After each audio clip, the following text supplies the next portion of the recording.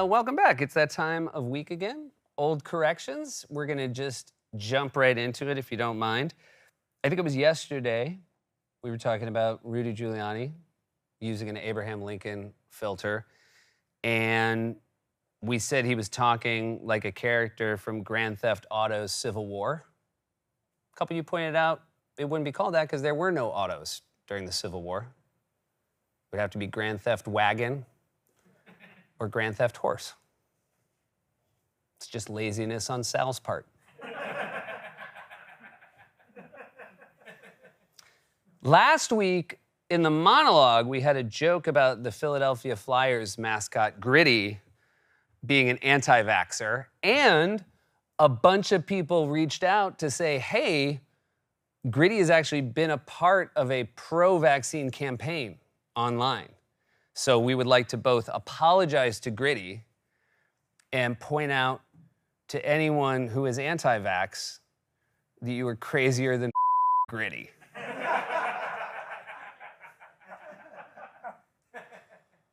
This is very embarrassing. I can't remember, it might have been Monday's Closer Look. Miming a phone call, then went to get a pen, put the phone over here, and then leaned my head that way.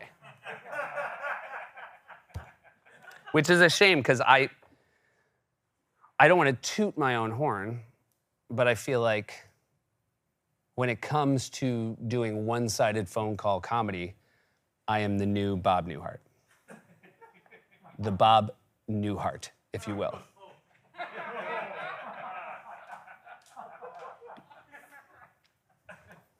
Graphics. Get to graphics, as I tend to.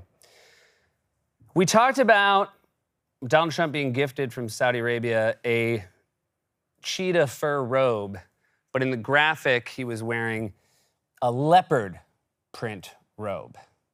Now, I was pretty upset about this, but then our head writer, Alex Bays, came up to me and said, if you ask me, no matter what fur Donald Trump wears, is cheetah. And I was like, oof, Bays. Not your best, buddy.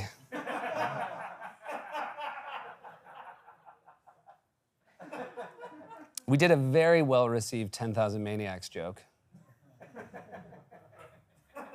But in the key, it was a photo of the band in its current incarnation with lead singer Mary Ramsey and not Natalie Merchant. And pretty upset about it, went down to graphics and said, obviously, I'm very upset that you chose to put in Mary Ramsey instead of Natalie Merchant. Do you have anything to say about that? And they said, you're old.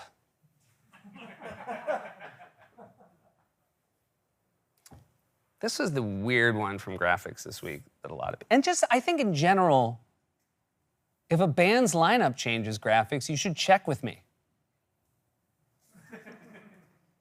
You know what I mean? If I talk about Genesis, don't just assume I want Phil Collins.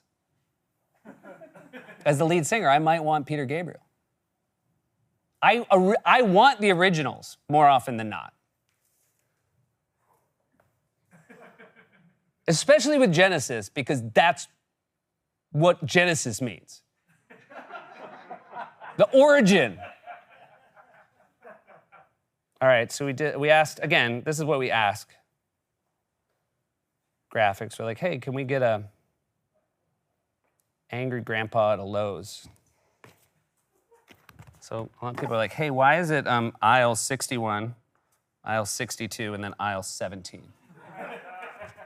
And I gotta be honest, I'm like 50-50. This is some QAnon.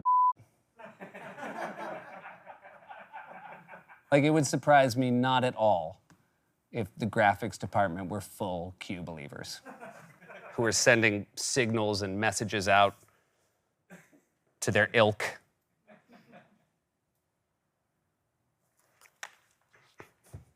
I went down and I said, what do you think happened on January 6th? And they said, a gathering.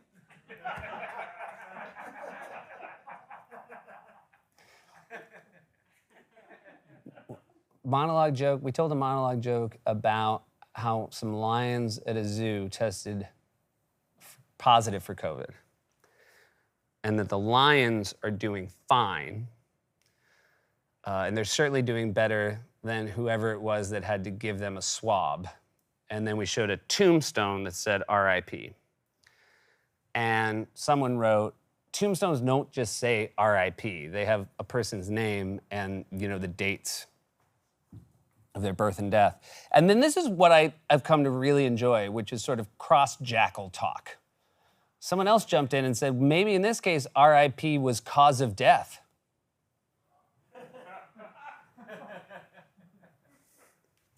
I have bad news, ma'am. Your husband wandered into the lion cage and there was a rip.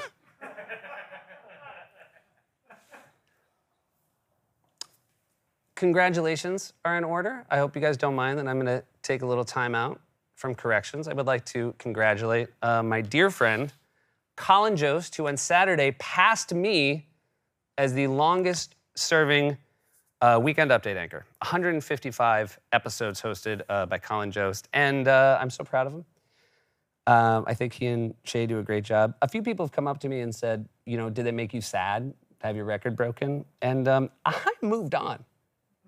Okay? I'm good. On my own terms. And I've got a job. I mean, I've hosted like 1,200 of these while Jost has done his 155. I got an everyday job. Old fat cat Jost doing once a week. Rolling out on Saturday, you're all throwing crowns at his feet? No, thank you. Also, he has had it easy.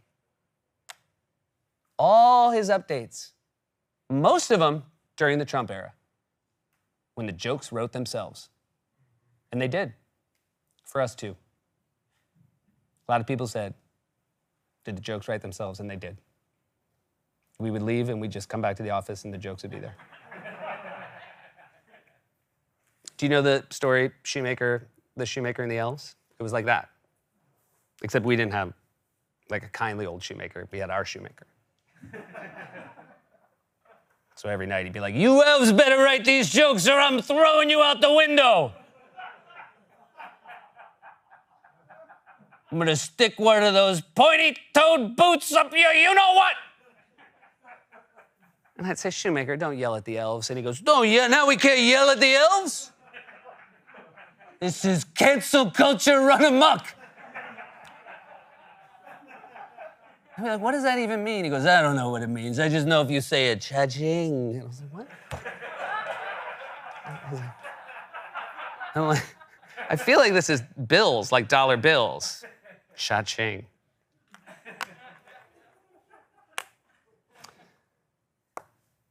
Scollins wrote this joke. Amid global supply chain delays, toy makers are reportedly planning to release more small, squishy toys this holiday season. You mean rabbits? Asked Lenny. And then we showed Lenny from Of Mice and Men. I referred to it as Mice and Men. And a bunch of people jumped out and said, it's Of Mice and Men. So apologies to John Steinbeck. And then a teacher reached out to say, I'm actually teaching this right now to my sophomores. And the joke doesn't work because, and I should note, there's nothing novel about finding why a Scollins joke doesn't work. But she said, Lenny dreamed of rabbits, but in the book, Lenny only killed a puppy and Curly's wife. To which I wanted to say, she has a name. But then I looked it up, she doesn't. Whole book, just Curly's wife. How about that? And then Steinbeck reached out. He didn't reach out, but I read a quote. I found an old Steinbeck quote. And he actually said there was a reason Curly's wife was only ever referred to as Curly's wife, which is she was not a person, she was a symbol. She was there to serve as a foil for Lenny, a danger to Lenny. But I think that's just an excuse. I think Steinbeck was just like bad at coming up with names. You know what I mean? The original Mice and Men was just called Smarty Pants and Big Guy. Or he had a perfect name. He couldn't remember it. You know, sometimes you write and you have something, you know you have something. You like think about it right before you're falling to bed or whatever, and you wake up, you can't remember it. And then you can't come up with anything else because you know you have the perfect one. And I'm sure his editor came over and was like, "You don't remember the name, do you? That's why it's Curly's wife. You don't remember the name." And he said, "Of course I remember it." And the editor said, "What is it?" And Steinbeck said, Mulva?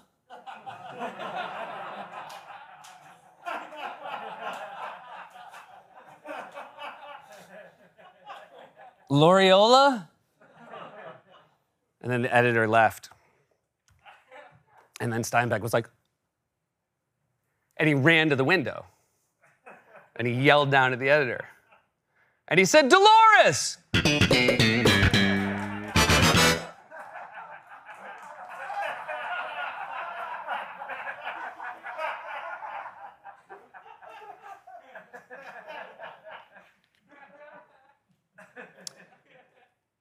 Told a baby Hitler joke this week because we like to laugh.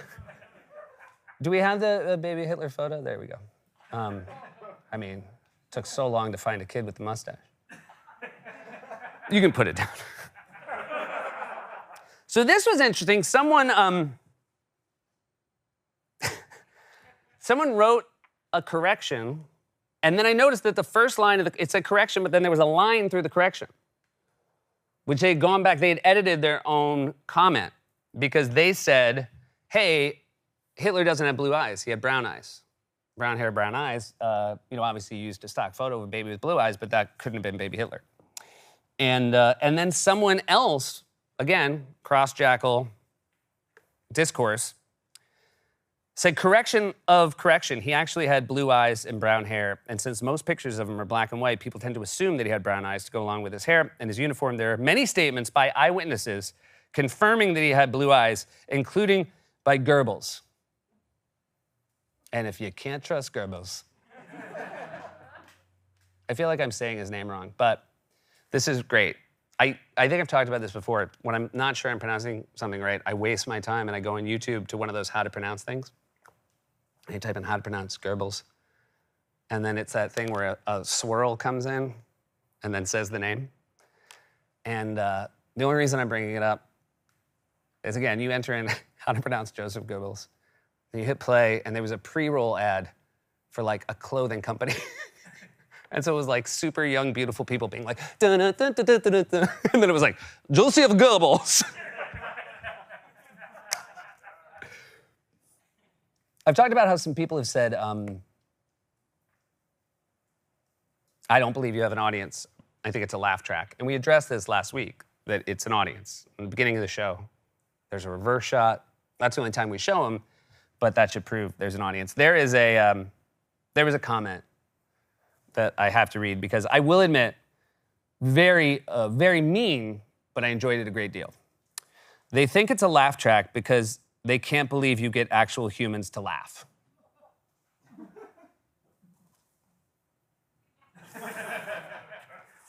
My second favorite comment of the week.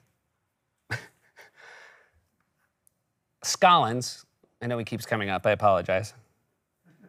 Scollins wrote a joke.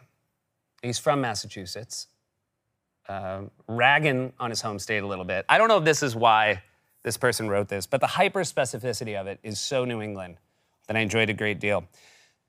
I'm gonna read it with a Boston accent. I don't know if this person actually has one or not, so this is poetic license. Ask Scollins why his town doesn't have a decent hotel.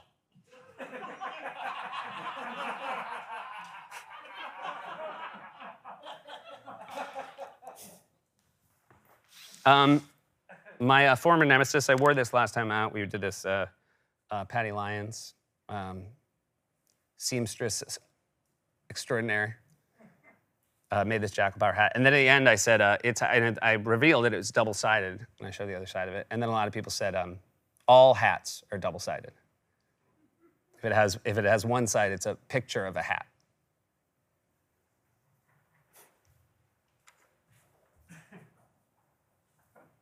I give graphics a hard time, I really do.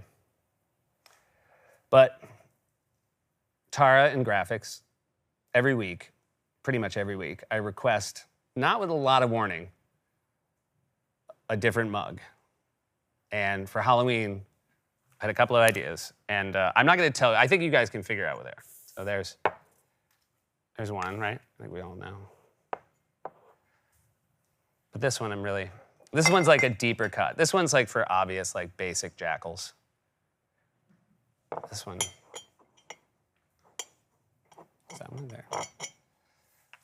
And I think we're gonna post these at Sea Captain Polls to get your vote for the favorite. And also these are available online at www.latenightmerch.com/jackal. These are the days to remember. Never before and never since, I promise. For Weekend Update, I'm Seth Meyers. Good night.